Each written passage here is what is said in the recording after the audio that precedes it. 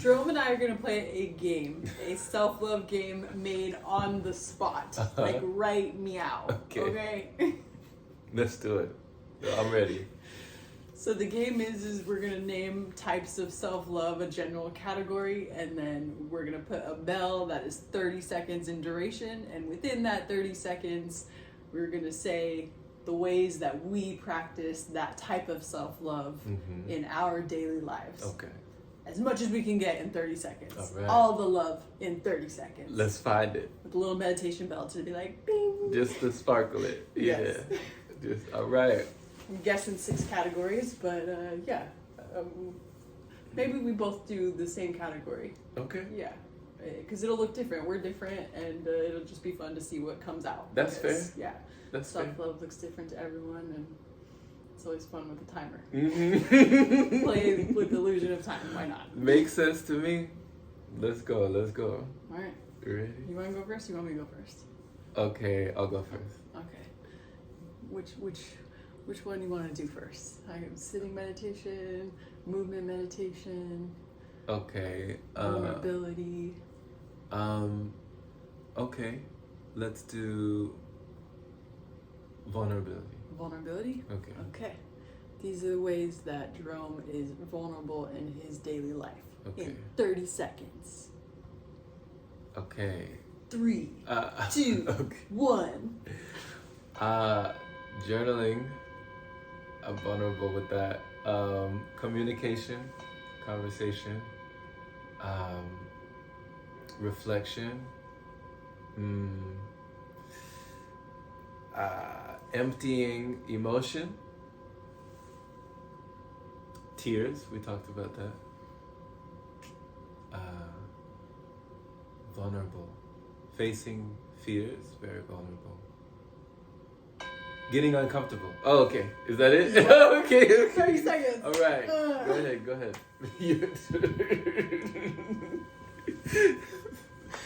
That was a lot of bell ringing, huh? I know. Maybe I'll Shout do... out to Insight Timer. That That was actually one of the Timer. apps that I started meditating. Insight Timer. Yeah? You're taking me back. It's the best. I like that there's flexibility for being guided, but then also to have just the bells and just be with yourself without a guide. Right. Because sometimes, you want to break. Right. You could be your own guide sometimes. For sure. Was the 3 bells too much? I feel like that's too much for 30 seconds. Uh, Or should we do 1 or 2 or keep it 3? We'll keep it just right now. Keep it 3. All right. 3 it is. Vulnerability? You want to do the same one? Okay. Same one back to back? Yeah, back to All back. right. All right. 3, 2, 1. And go. Vulnerability. A lot of journaling, holding space for myself via writing, because there's different types of journaling. Speaking to loved ones, asking for support when I feel the tendency to isolate. Sharing my truth, even though I know it may make others feel uncomfortable, or there will be a misunderstanding of sorts. Like there's, dang, that was quick. Rapid fire. Yeah. One more before the bell. All right. Be naked. Okay, there it is. In public. We got it. All right, next one. We go far along. Yeah. Okay, what's the next category? Creative expression, play. Creative expression. Creative expression. All right. 5, 4, 3, 2. Okay, creative expression. Let's see. Oh, poetry. Of course. Okay. Flowetry with spontaneous speech of poetry. Qigong, spontaneous wordplay. Wordsmithery. I enjoy doing that. Creative expression, freestyling. There it is. 3, baby, 3. I got 3 out. One more before the last bell. Oh, okay. Creative expression. Let's see. Oh yeah. Piano and also shakuhachi music. Yeah, so playing instruments. Yeah. That's a big one. Okay. I'm glad we get going. Like the flute. The flute. All right. I love that Jerome takes it everywhere. Vipasha, his backpack, tiny little backpack. He's got his little flute popping out. Mm-hmm. That's all I need. Of course. Can't even play it at Vipasha, but he's bringing it with him. That's all I need. For the after and before. Yeah, for the after party. Okay. All right, creative expression. 3, 2, 1. Writing, definitely. Painting, mostly acrylic. Drawing, pencil, pen sometimes too. Dancing. Yeah. I feel like dancing is a really big one for me. That's the way huge. we move our bodies, super creative. Absolutely. Flow, finding flow. Creative. Food. Creating food on the like impromptu, just like what do I have in the pantry? Like let's see what happens. One more. And ways to play in sexual or intimate situations. All right. That's creative to me. Very creative. Yeah. Okay, so like role playing. Yeah. Okay. Yeah. Okay. All right. We got 6. Yes. All right. Ciao. Next category. What are we doing this time?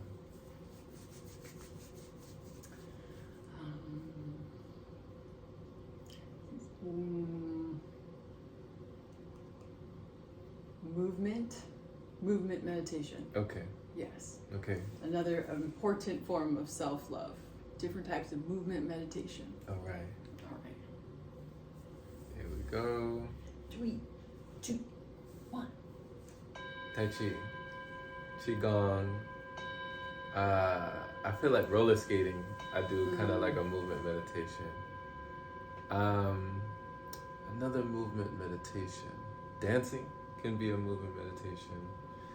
Let's see. What else? Boxing. Sometimes I get in the rhythm when I get in the ring, and that feels like a meditation, but it's with a movement. Okay. What? Oh, RG's movement meditation. What's one more? Bow staff. Bow staff. Yeah, bow staff. Movement meditation. Nice. Okay. All right. Nice. I swear I thought you were going to say walking. I'm like, yo, you do so much walking. No, I do, but I wasn't even going to count that. I was thinking something else. I was thinking other lines. Yeah. But walking like would definitely be one. Bow staff. For sure, I walk every day, yeah. I want to see you do bow staff. Bow staff, yeah. Okay. All right. Okay, my turn. Moving meditation. 3, 2, 1. Dancing. Dance. Trap chi. Okay, Trap Chi, shout out. Yeah, Sunrise. Yeah. Qigong with you. Okay. Yoga. Lots of yoga. Mm-hmm. Walking.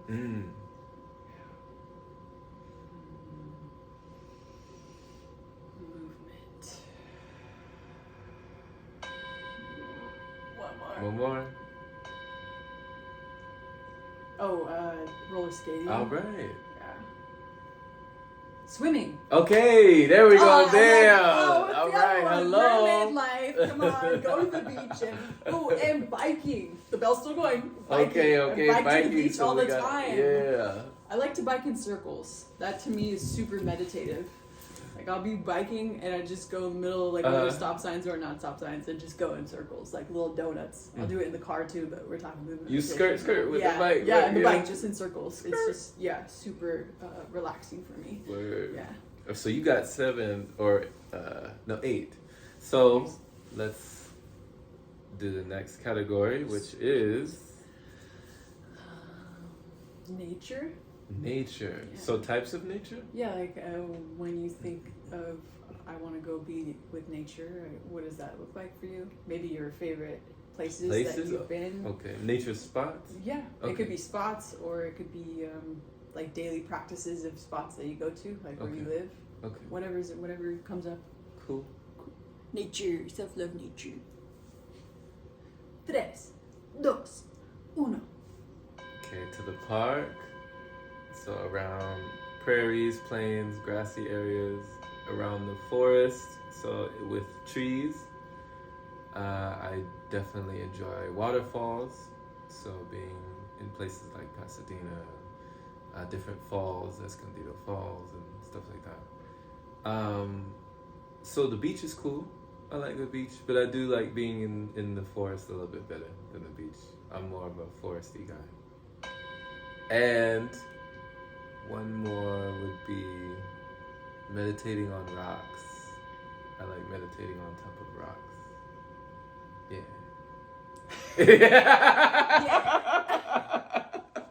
I'm a rock guy. Yeah. A rock and tree guy. Yeah. We did it. All right, your turn. Jerome is a beast on rocks, by the way, because when you sit like this, your foot is on the rock for a solid 30 or more.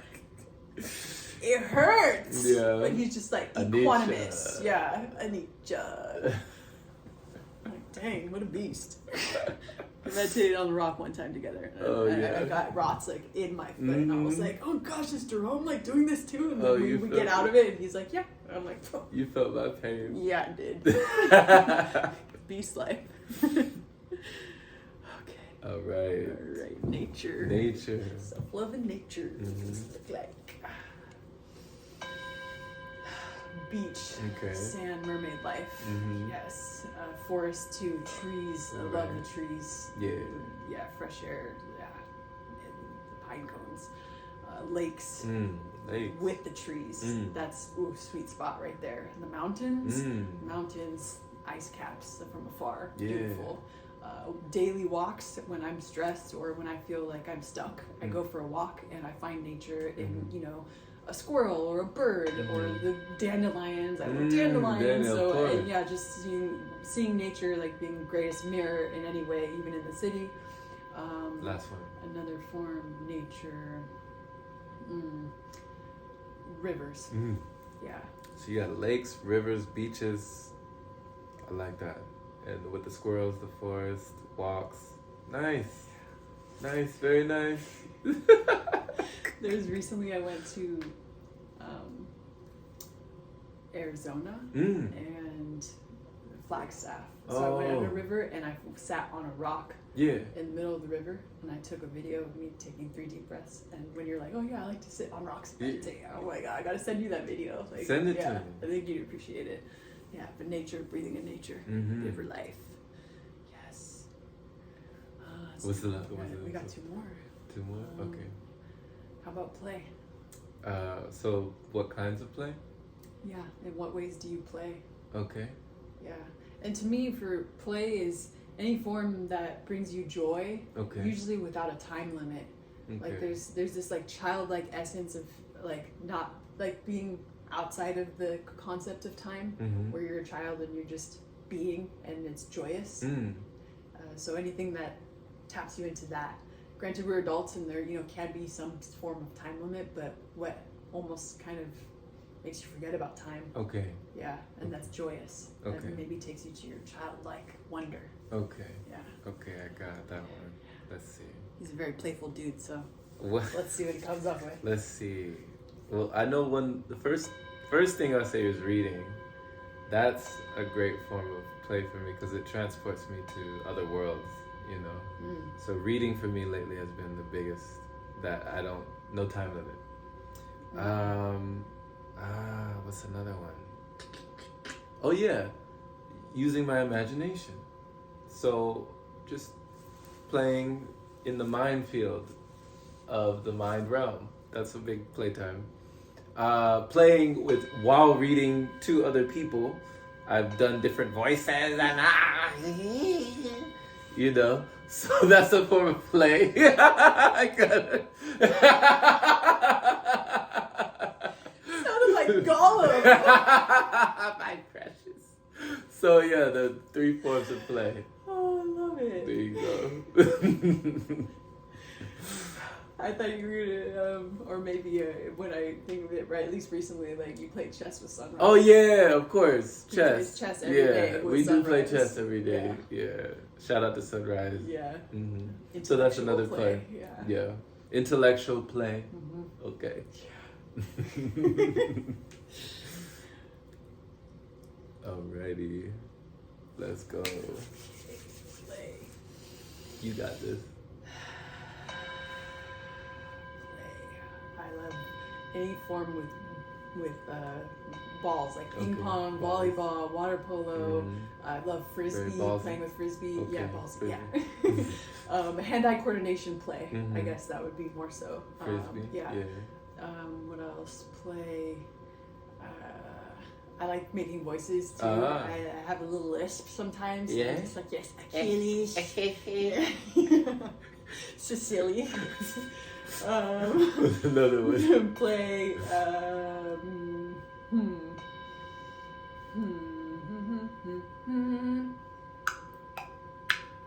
know.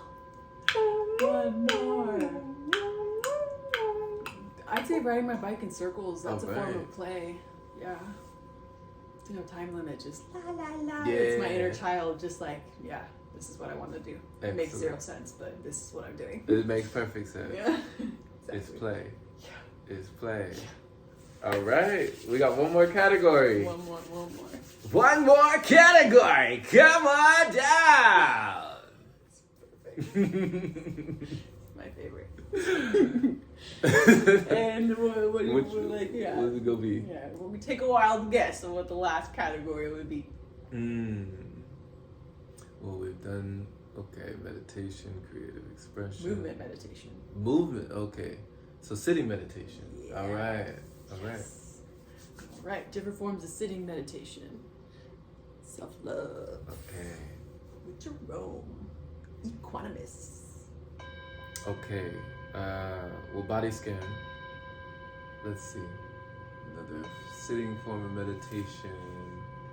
What is that called? I forget.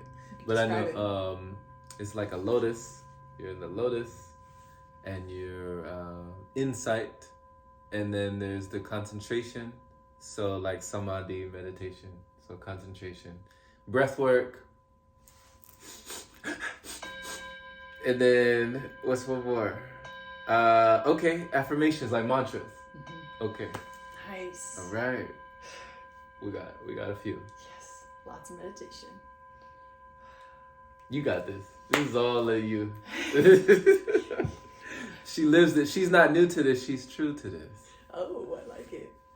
I still find it challenging to integrate meditation in my daily life. One of my friends was talking about how there's a monk in the mountains, and he, practices meditation all the time, and then goes into the city after being isolated for a long time, and then someone bumps into him, and then he was reactive and like cussing. And it's like, well, you were meditating all the time and you're able to do it with yourself, but are you able to apply it and integrate it into your daily life with other people? Right. So it's like I can meditate all the time, which I do, but like, can I implement it, in my relationships, with food, with people, with anything, because everything is relationships. Right. So, you're like, yeah, you got it. I'm like, yeah, but constantly learning how to apply and integrate.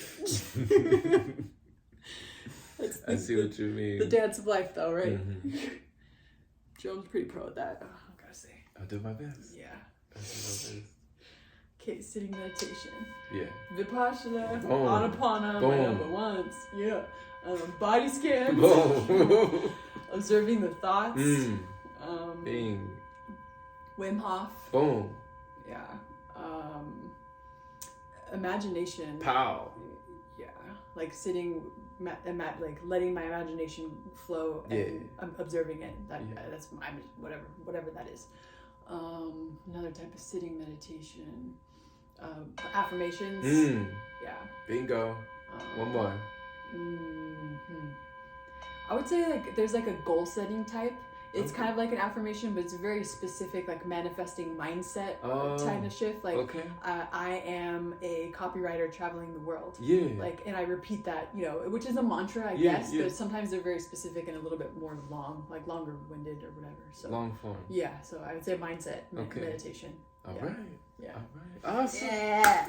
Yeah. It's a lot of self-love. Well done. Who knows how long, but what is it? 20 minutes? Well done. Wow. See, the time flies when you talk about self-love. Yeah. Go play on my phone. So this was kind of part of that play, you know? Yeah. And you just come up with it on the fly, like ways to just not only play, but to creatively express, and also you make it a form of meditation. Mm-hmm. So you combine all different types of vibrations. Yeah. You know? I think that's the fun part, because it's like I can make these suggestions, you know, as a self-love guide, but what each person does with those and how they do it is the beauty of it. Like it's their own flow. Yeah, it's a unique flow, and they can integrate it in every present moment, or they can like schedule it in their day and like, you know, have specific time for just one of those categories, or figure out ways to combine a bunch of them all at once. I feel like that's like the fun, like, I guess for me the goal is to always to integrate it and see how many I can do at once with the most amount of people. But I find myself better able to do that when I can master it with myself first. Okay, so first is self-mastery. And then you share your self-mastery with others? It's hard to say, because when you say it like that, it almost puts it as if it's linear. Like, I have to love myself before I can love others. I don't necessarily see that, because I've learned how to love myself through others. There's moments where it kind of goes back and forth, but I will say though that when I am able to learn how I love myself, I am better able to learn how to love other people. Okay. Like, I can see that there's a direct connection with my self-love rippling out to others more naturally. Like, it becomes more of a flow and an ease when I can, you know, kind of focus on what I can manage, like what is in my, you know, inner world, and just watch it on the outer world versus like managing the outer world. Right. It's less managing on the outer world. Maybe it's more allowing in the outer world and then managing in the inner world with allowance as well. Yeah, because how much do you allow with the inner world? Where's that allowance? For me is because I tend to be pretty strict with routine. It's comfortable after a while. It's like, oh, this works, so I'm going to keep doing this. But when the allowance comes in for me is flexibility. So I have this structure that I know works, but my self-love is constantly changing because I'm constantly changing, and my outer world is constantly changing, and the people I interact with are constantly changing. So the key, and why I believe sitting meditation is such an important part of the self-love is or one self-love practice, is because it builds awareness muscles so that in every present moment you're able to reevaluate with intention what is self-love right now. Yeah. Because sometimes self-love looks different now compared to in 3 hours or in 3 days. Like, I love my meditation, and I have a strict, you know, like, oh, I do this many hours of meditation a day, blah, blah, blah, and I want to do it every day for the whole year. Like, that's where I'm shooting for. But then the allowance comes in with the flexibility of like, hey, actually, like, I would rather nap than take an hour of meditation. I would rather spend quality time with a loved one right now instead of sitting meditation. I would rather ride my bike to the beach, choose movement meditation, or like prolong it or whatever, you know what I mean? Like, so the allowance comes in the flexibility of the structure. Okay, that's beautiful. So you're able to like redefine it like moment by moment. Yeah. And that's kind of giving yourself allowance. Yes. Beautiful. It's been tricky, but that's why meditation comes in. But there's also other forms of building awareness. Like, meditation is I feel the highest form of building awareness muscles, because it's in the present moment, and that's all we have is our reality. Okay. But the other two forms of building awareness muscles are intending. So intending like for something in the future, and then also reflecting something in the past. Like, those are all building awareness muscles. Intending and reflecting. Yes. Okay. But meditation is in the now, which is our truest reality. And this is all we have is the now. All right. The other ones are kind of like playing with the illusion of time, Mm-hmm. but super like, if we're aware of it, it's really transformative if you can do both. And I feel like I use this on my notepad, this format. It's to do, which is to intend, to be, which is how I want to feel and what I'm embodying for the day, and then ta-da, like what I got done, which is the reflection part. Ta-da! Yeah, ta-da! I got you. Done! Yay! You can pat yourself on the back. So you said to be. Cheerleader life. Like that. Gotta be your own cheerleader. So you said to be, to Or to do. to do, Yeah. to be, and ta-da. Ta-da. Ta-da! Ta-da. I like that. Ding. So when it comes to, developing, flexing, and exercising your awareness muscles, do awareness muscles ever like atrophy if they're not used? Or if they're abused? Like, is there a way to like have those awareness muscles always be strong, or do you need to be working on it like all day long? I would say, I guess it depends on where you're at, and to be gentle with wherever you're at, because I feel like there's always room for growth, and there's always time for rest. So I'm like, everyone finds their own balance within those two. Like, and I feel like that's a tricky question, because are you asking atrophy as in like once you're super aware, like is it possible to kind of digress if you don't practice, is what you're asking? Yes, if you're not practicing, do the awareness muscles ever go backwards? Well, I mean, I'm curious to know what your experience is, because for me, I'm just real-time processing, wondering like, okay, well, what does it look like when I stop meditating? Like I deter from my usual number of hours per day. What does that look like?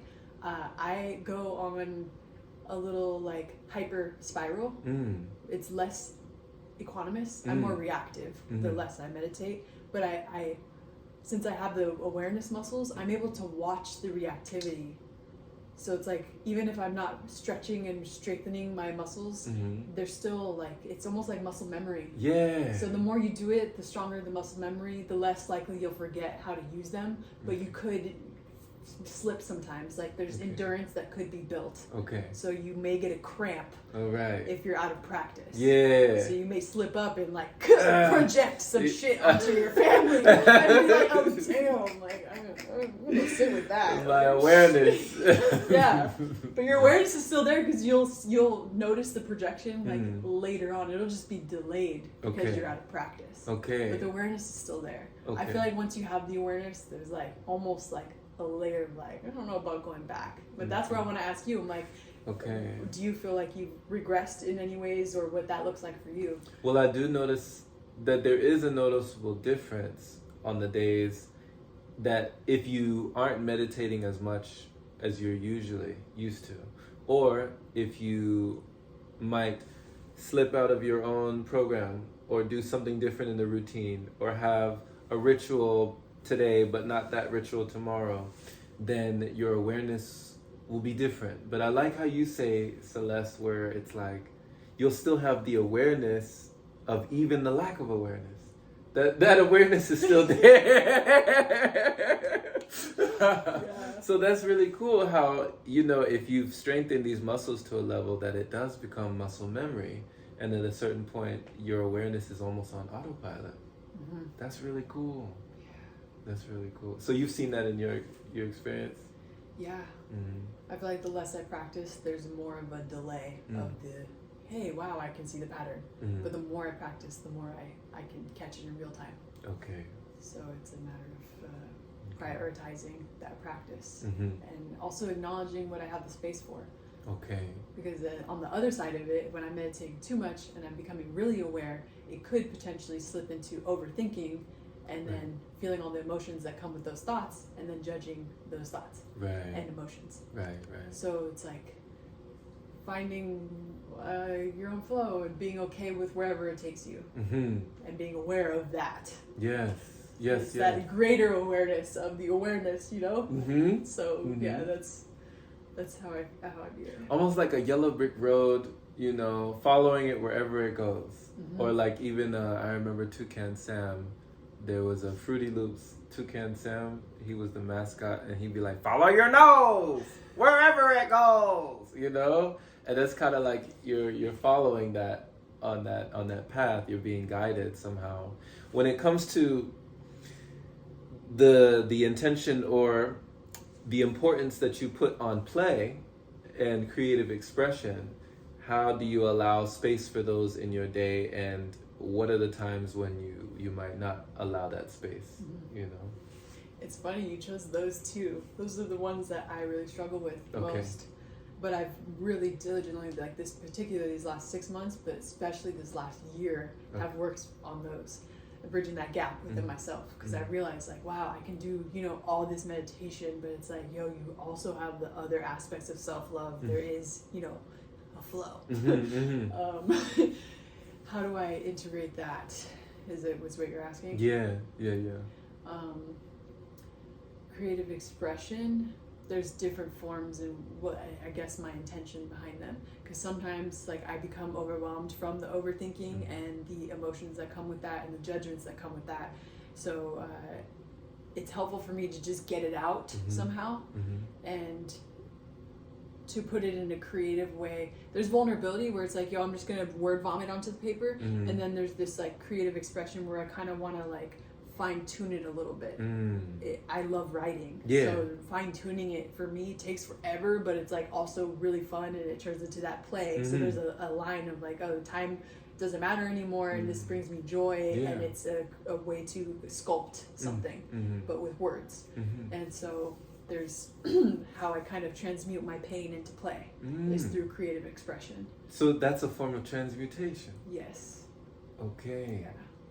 Okay. And it gets tricky though, because you know now I'm turning my work into play, and so now there's this like, ooh, like now work is getting involved, like redefining what work means to me, and also having money involved in the livelihood and survival, and then this play is supposed to be like, in my eyes, it was meant to be like joyous and childlike. So I'm bringing these adult concepts into this thing and figuring out what that looks like to integrate play into you know, and creative expression. Like I'm getting paid to write, I'm getting paid to guide, like I'm getting, you know, so this. But I to me, that's the ultimate form of play, is like, how can you play with boundaries? I love playing with boundaries. Like, what does that look like? Like kind of pushing, like, you know, poking the bear, like within myself first, but then I'm better able to do it with others in a more loving, gentle way. Less invasive, more so just coming from a place of curiosity and letting other people say yes or no, like, you know. But you know me, I like to ask questions. Like, yeah, how do you feel about this? What came up when this happened? Like, were you triggered? Like, tell me more. What brings about that curiosity when you are poking the bear, or even just fascinated by someone's triggers, and you're like in that engaging that play with boundaries and with trust? Where does that curiosity come from?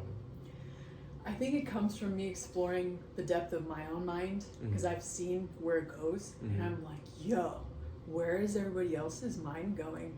Because if there's a whole universe within me, it means there's a whole universe within each and every one of us, which means it's infinite. And I'm like, yo, how does it work for you? You have a completely different upbringing, you have a completely different DNA, like body, you have completely different life experiences in this, like within the last 5 years, and you have a different thought process and behavioral patterns from all those other things.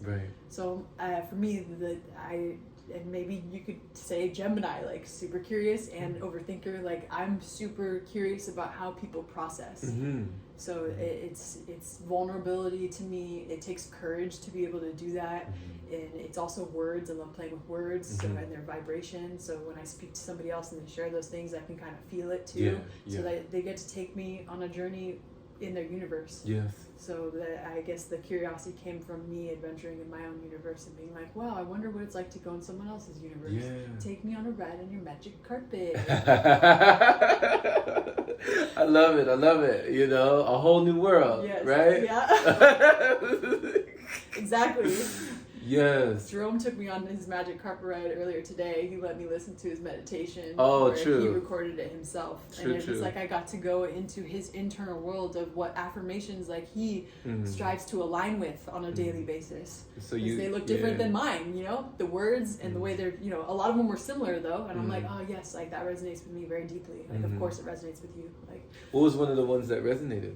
I knew you were going to ask me that. Why? Yeah. When it was happening, I was like, I gotta remember one of these because he's going to ask me which one resonated the most. I'm like, okay. Whew. Oh, there's so many. There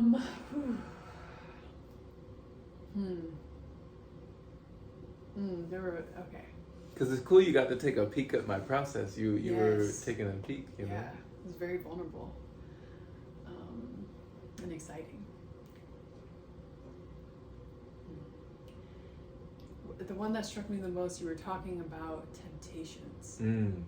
Okay. Do you remember which one I'm talking about? But it wasn't like, I was like, I'm aware of my temptations, or there were a number of them that were using the word control, and I felt dissonance with that. And so I was like, but it had something to do with temptations. It was like, I'm aware of like how far I've come with my temptations, or something like that, because I'm also revisiting and reframing my relationship with food. Okay. So, and you know, I had just eaten an apple right before walking up to you, which is kind of out of character for me because I'm like chewing while like hugging you, and you're like, you could hear it. And I'm like, oh yeah. It was in my ear. Yeah. You said it too, and I'm like, yeah, that's me. I gave it a temptation like right now. Like that's that. So when I heard it in your affirmations, I was like, yeah, that one hit like a spot. Mouthful. Yeah, it hit a spot for me. Yeah, Another one you said was it was something like a billionaire. Oh yeah. Like there's different ones I've said, like energy is like if energy was currency, I'd be a billionaire. Yeah. You know, if discipline and focus was currency, there we go. I'd be a billionaire. That was it. Okay. Discipline and focus. Okay. Because you and I have talked about having such diligent practices and how we admire that within each other. So when you had said that, I was like, yeah, that's something that you and I really diligently practice with gentleness, but also like a sense of pride. For sure. Yeah. For sure. And you know, just being able to sit with yourself, you know, that was something big that I remember on the affirmations as well, is like, you know, not judging, you know, because you can sit with yourself, feeling love because you can sit with yourself, being content because you can sit with yourself, and just realizing like, you know, there's a lot that comes up when you sit with yourself, but then you can actually, you know, shed things when you sit with yourself, you know? Yeah. So it's a lot. Yeah. There's one that you had just mentioned something along the lines of silence being a form of power. And I was like, that's definitely a soft spot too. For sure. It's like, it is really, like, to be able to do that, it takes a strong person, a courageous person, like one that has already dove into the depths of the unknown of themselves. Because when you're in silence, like, it's you. And then also your reactivity, like, to other people, and like that urge to say something about it, like you just stop it there, and then you have to hold on to it yourself. You don't have to, you're choosing to. And that's a form of play in my mind. Like, let's play with the silence. Like, also, what other ways can we communicate that is not through words, or that's different than words? Yeah, that's how I was exploring with Mr. Snow when we were in silence the other day. We were exploring different forms of communication. Yeah. Because I enjoy, you know, whenever you're in silence, you know, and just that reverent space, and having respect for that reverence, that silence, and finding solace and solidarity in your solitude, you know? It's amazing to witness and amazing to partake in that presence and in that peace with you, because you can share that presence and share that peace with someone else, you know? And it emanates, it radiates, you know? It's amazing to watch and just to be a part of it. Like, thank you for just allowing not only me but others to share in that peace. Yeah. It's a really beautiful act of allowance and trust. Okay. Because there's less like questioning, hey, like, do you want to do this, or like, hey, like, is this okay, or like, hey, it's like, no, like, both of you are in your power, Mm-hmm. and you're trusting and allowing whatever happens. Mm-hmm. And it's beautiful. Yeah, yeah. When did you start doing that? When did that become a thing that you embraced or that you were willing to face? Silence. Yeah. Lucetto is my friend who had first told me about Vipassana years back. Okay. And so then I went to Spain in 2021 to stay with her for 3 months with the intention to sit my first Vipassana. So in preparation for that, she likes to do silent Sundays. And I had never done anything like that before. I mean, I tried once like years before when she had told me, but I gave up like halfway through the day because there was family that came in that it was unexpected, and it was just like we were like charading it like, and I was like, this is exhausting. I feel like this is too much work. Maybe not wrong, but like more stressful than helpful. Like, what is self-love for me in this moment type deal. So like I was like, you know what? overthinking. I did half a day. It's my first time doing it. Like, okay, so put it away. Never did it again until I went to Spain. Okay. Basically. So when I went to Spain, I was like in prep for Vipassana because I'm like, yo, I'm about to go 10 days in silence. I've never done silence for a whole day. Like, let's bridge the gap. Like, about to go do a marathon. Never trained before. Okay. So I was like, okay, I want to do a couple days of silence, and I want to at least get to an hour of meditation because I don't know what I'm getting myself into. So I had done that, and I was in silence with Lucetto, like on silent Sundays, and her partner, and we were in a dynamic. So it was very interesting to do silence for the first time with them. And sometimes Lucetto would be in silence, and we would go into social situations, and I wasn't in silence. Okay. And then there were other times where it was the opposite. I was in silence, and she was not in silence. Oh. So we would kind of translate for each other. Okay. And that was a really fun way to still be in silence, but also, like we said, that allowance and trust. Yeah. It was like I was allowing her and she was allowing me, and we were trusting each other to translate. Like, we spoke the language that both of us understood, and then we're able to translate that to in a way that they would understand. And we would get it quick too. I'd be like, oh, she's saying this. And it's like we read it really quickly. So I mean, it wasn't complete silence like Vipassana, like not being involved or interacting with people, but it was still a form of silence for meeting me where I was at that time, who had never done silence before. Right. So right. Those were my first times exploring silence, and then when I went to Vipassana, it was a whole other experience. Yeah. It was a relief. I had never done that before. There's always been a sense of there's always something to do. There's always something to say. There's always something to give. But in silence at Vipassana, where you are in silence, but there's no eye contact, and there's no like in communication. There's no like, hey, like talk like with hands or anything. Yeah. So it's just with me. I felt a sense of relief. Like, wow, there's nothing expected of me. Right. There's nothing that I'm expecting of myself. I don't even have to clean like the dishes after I eat my food. I don't have to cook my food. Like, what a beautiful blessing. I've never had that before. I've always done those things. So the silence was a relief for the first time. And that's something that it was unexpected for me. Because even when I was in silence with Lucetto, I was still doing things, Right. But in Vipassana, it was completely. everything. Yeah. I'm glad I had done that in prep, but okay. Like, there was a shift that happened when I had gone to Vipassana and was held in the space. Yeah, that was a container. Yeah. Like, they really held us. So that was like preparation. So you were almost like a weight off your shoulders, no responsibility, don't have to clean up, don't have to worry about it. It's taken care of. Yeah. Having to communicate about those things. Right. Wow. Less managing. Exactly. We're coming from maybe a place where you were managing a lot, managing so much. Constantly, all the time. Yeah. My whole life. Yeah. So to not be managing, and then still be managing. Yeah. Right? Yeah, I'm like, okay, so we take all those distractions out, like, what are we left with? Oh. Myself. And I was processing a lot. Right. Okay. Because that's an insight too, just that you say that, Celeste. Thank you for pointing that out, because when we don't have so much to be managing, and then we still have to manage, we still have to manage internally. Well, do we have to? Well, Like, okay, and let's go into like, that. with Vipassana, I feel like the challenge is to observe rather than manage. Okay, so there's a difference. Yeah. So the observation rather than managing. Yeah. Okay. And where's the defining line? I would say embodying versus doing. Mm. Embodying is just being, Mm-hmm. and that's your highest self, your energetic self, the one observing the thoughts. Mm-hmm. Like, you are not the thoughts, like you are the one observing the thoughts.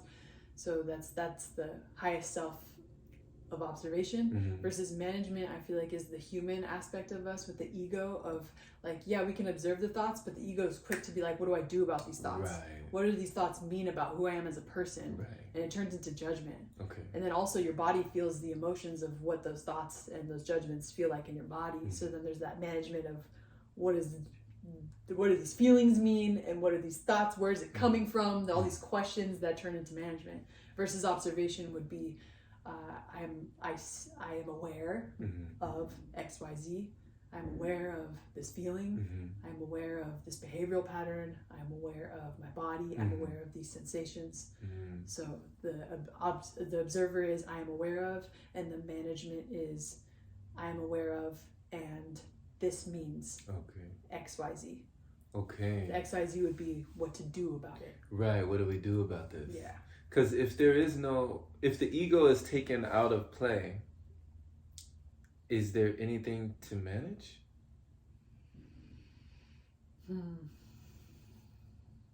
If the ego is taken out of play, and if the ego is our protector of the unknown, so what's left is our spirit, which is trusting and allowing, then That's there all that's anything left. to manage? There's nothing to manage? And then I'm thinking ego and subconscious. I'm like, well, what's in the subconscious? Like, where's that line between ego and subconscious? Because like, what's stored in the subconscious? Is that something to manage? Okay. or is the ego the one managing it and being the gap between all of it itself? Yeah, I'm like, is the ego the manager? Okay. And these are things that we can discover. We're the directors. Right. Because I mean, there's people that, of course, there's schools of thought that will say that you are it all. Yes. You know, you're the director, you're the manager, you're the editor, you're the publisher, you're the producer, you're the actor, you're the role player, everything. So, I mean, there's just so many facets, you know? It's like a gem, like a diamond. There's so many sides, and it's glittering, it's shining from all angles. Mm-hmm. And you can look at it from a different perspective, and it shines, and that you see different lights of the spectrum. Mm-hmm. You know? So I just love the polarity that you bring us along when you're describing these things, that it's not all black and white. Yeah. That there are some gray areas in between, or things in between that, you know, it's not always what it seems. Mm-hmm. You know? I like that your first question was like, well, what about without the ego? And what came up for me, I'm like, well, that's fun to play with, but in these human bodies in this lifetime, that's unrealistic. Okay. There's no getting rid of the ego. It's more so, at least in my experience, in my opinion, is befriending the ego. Like, that's you're a superhero, and that's your sidekick. Forming an alliance. Yes. Okay. Like, it's part of being in this human body is having an ego. Okay.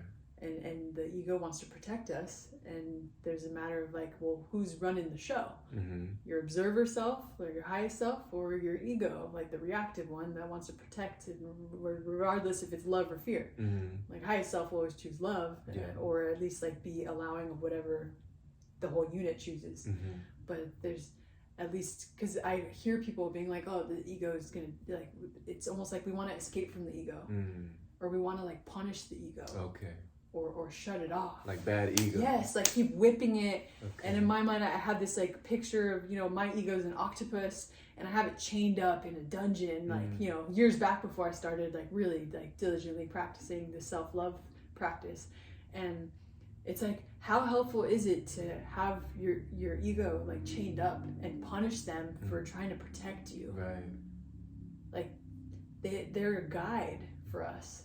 they want to protect us, but also like they kind of trigger us in a way to explore more if we allow it. I'm like, okay, so if we unchain them and befriend them and almost treat them like a child of like, yo, they just want to be seen, and then you become one, and it's a unit of love. It's like you have both parts of you now, and you can really tap into your purpose with more ease. Yeah. Like the superhero has a sidekick now and they're ready to go on the mission. Yes. But if the superhero has the sidekick locked up in a dungeon, I'm like, how much is the superhero gonna get like completed or fulfilled? How fulfilled are they gonna feel with that, knowing that they're doing that? Like how loving is that? Right. So, and it's tricky because it's like I hear ego death and it's like, yes, I feel like we're also dying every day and rebirthing every day. So there is an aspect of like ego dying, like the maybe the things that it wants to protect you from are changing. So maybe that could be the idea of ego dying, but ego itself, I don't feel like it's dying or you're getting rid of it or you're escaping it in any way, as long as you're alive in the human body. Yeah. There's just a matter of befriending it and observing it and becoming one with it.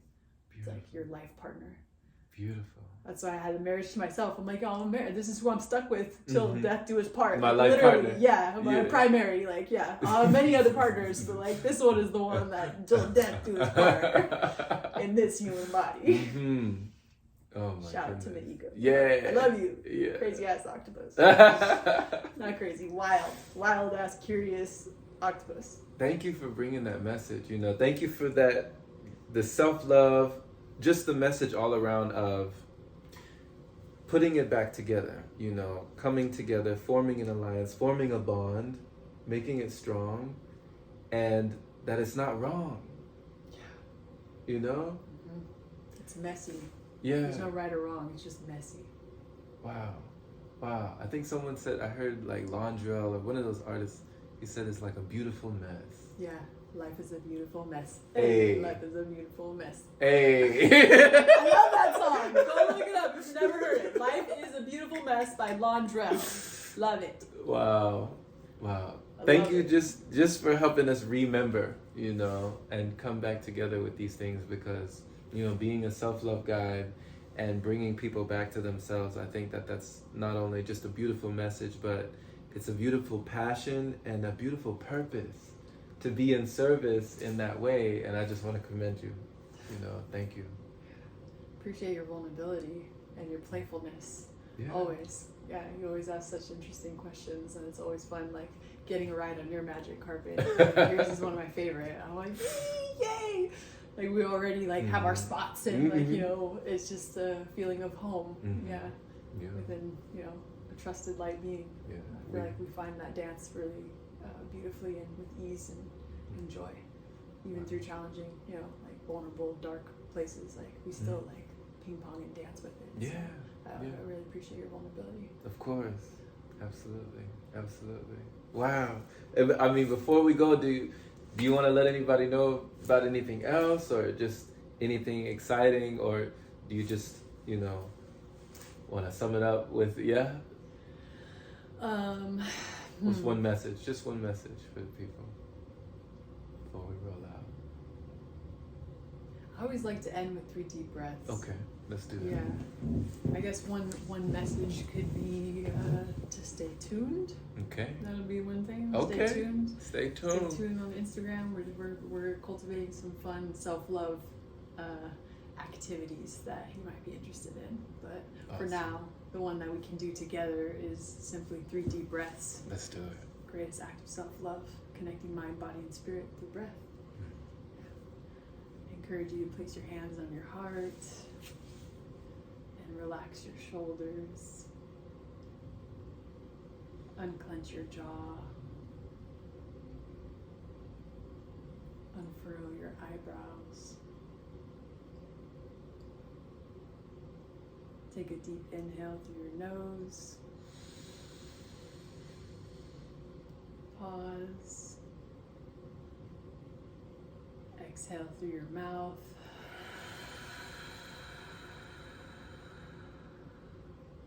Pause. Inhale. Pause. Accept what is. Exhale. Pause. I surrender. Last inhale. Pause. And exhale.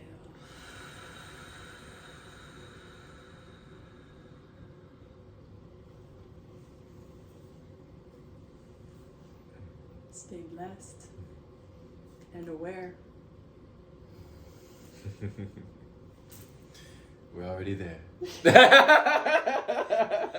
As it is. As it is. Thank you. Thank you. All right. Thank y'all for watching. Much love.